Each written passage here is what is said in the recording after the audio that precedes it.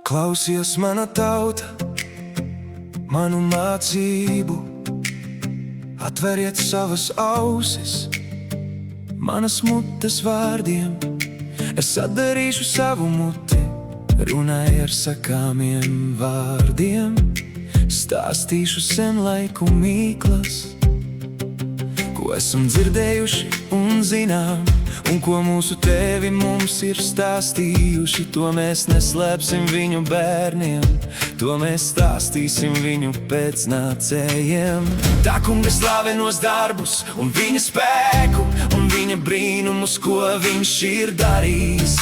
Viņš ir cēlis liecību Jēkabā un devis bauslību Izrēlā. Viņš ir arī pavēlējis mūsu tēviem, kad tā mācām viņu bērniem, lai to zinātu vēlākais dzimums. Bērni, kas vēl dzims, kad tie celtos un par to stāstītu arī saviem bērniem, lai tie liktu savu cerību uz Dievu un neaizmirstu Dieva darbus un turētu viņa pavēles, lai viņi nebūtu tādi kā viņu tēvi, stūrgalvīga un nepaklausīga cilts, kas savā sirdī nebija pastāvīga, kam gars neturējās pie Dieva. Efraima dēli, kas bija bruņoti stopiem, atkāpās cīņas dienā. Viņi neturēja Dieva iecelto derību un liedzās staigāt viņa bauslībā. Viņi aizmirsa viņa darbus un brīnumus, ko viņš bija parādījis viņu tēvu priekšā.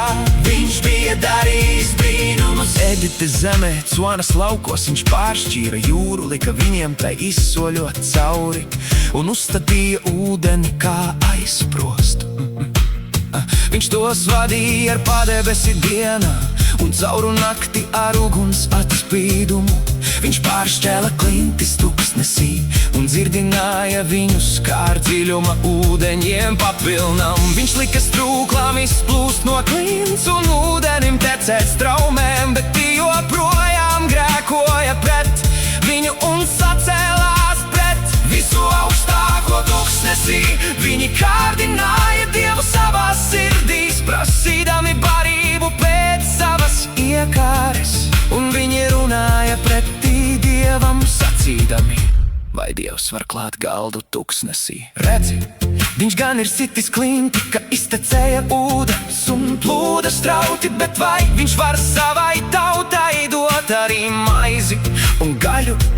Tāpēc, kad tas kungs to dzirdē, viņš apskaitās un uguns iedegās pret Jēkabu un dusmas pacēlās pret Izraēlu, jo tie neusticējās Dievam un nepaļāvās uz viņa palīdzību.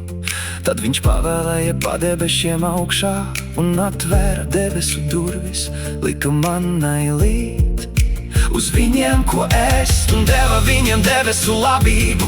Eņģeļu maizi ēda cilvēks, viņš tiem sūtīja barības papilnam. Viņš lika austriņam celties debesu ārēs un atveda ar savu spēku dienvidu vēju un birdināja uz viņiem gaļu kā putekļus un spārnainus putnus kā jūras miltis. Viņš lika tiem krist viņu nometnes vidū, visapkārt viņu mājokļiem viņi ēda un piedās. Viņš deva tiem to, ko viņi kāroja, bet viņi vēl nebija tikuši no savas kārības vaļā. Vēl ēdiens bija viņu mutē, kad Dieva dusmīgu cēlās pret viņiem, un viņš nožņauda spēcīgos vīrus viņu starpā un nonāvēja Izraēla jaunekļus. Tomēr viņi grēkoja joprojām un neticēja viņa brīnuma darbiem. Tad viņš lika izgaist viņu dienām nīcībā un viņu gadiem postīgā steigā. Kad viņš to šņaudza, tad tie vaicāja pēc viņa, atgriezās un meklēja Dievu un atcerējās, ka Dievs ir viņu klints un ka Dievs visaugstākais ir viņu pestītājs. Bet viņa liekulīgi krāpa viņu ar savu muti un meloja viņam ar savu mēli, jo viņu sirds nebija cieši saistīta pie viņa, un viņi neturējās uzticīgi pie viņu derības. Taču viņš bija žēlsirdīgs, piedeva noziegumu un viņus neizdeldēja, bet daudzkārt novērsa savas dusmas un nelika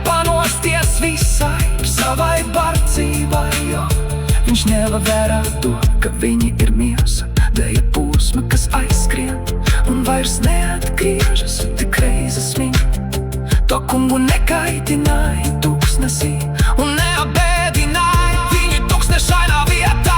Viņi gārdināja Dievu auž no jauna un sāpināja Izraēla svēto. Viņi nepieminēja vairs viņa spēcīgo roku, nec to dienu, kad viņš tos izglāba no apspiedējiem, kad viņš savas zīmes rādīja Ēģiptē un savus brīnumus to atklājumā.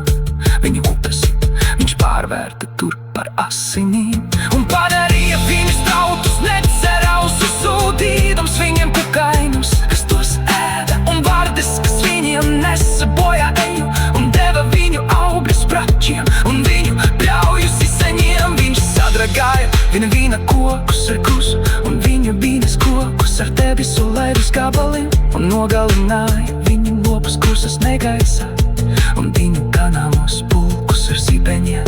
Un viņš uzsūtīja viņi savu uzlukvēli, baradzību postu un bēdas ļaunu eņģeņu pulku. Viņš deva vaļu savam dusmām, nepasargādams no nāves viņu dvēseles, pamestams viņu dzīvības mērim.